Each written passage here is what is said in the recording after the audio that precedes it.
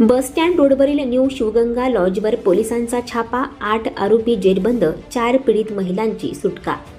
जालना शहरातील bus stand road परिसरात असलेल्या न्यू शिवगंगा लॉज येथे सुरू असलेल्या देहव्यापाराच्या धंद्यावर अनैतिक मानवी वाहतूक प्रतिबंधक पथकाने मोठी कारवाई करत 8 आरोपींना अटक केली असून 4 पीडित महिलांची सुटका करण्यात आली आहे. ही कारवाई गुप्त माहितीच्या आधारे करण्यात आली.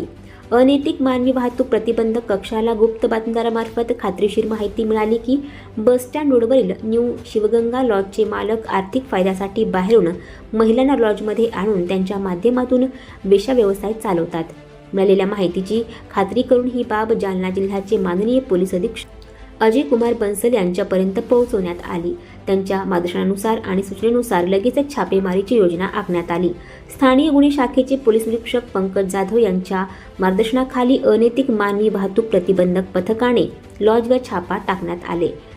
पोलिसांनी सर्व आरोपींना ताब्यात घेऊन अनैतिक व्यापार प्रतिबंध अधिनियम 1956 अंतर्गत कलम 3, 4, 5 आणि 6 प्रमाणे गुन्हा नोंदवला.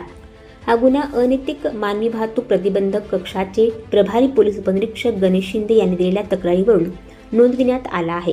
या संपूर्ण कारवाईत अधिकाऱ्यांचे मार्गदर्शन व सहभाग महत्त्वाचा ठरला.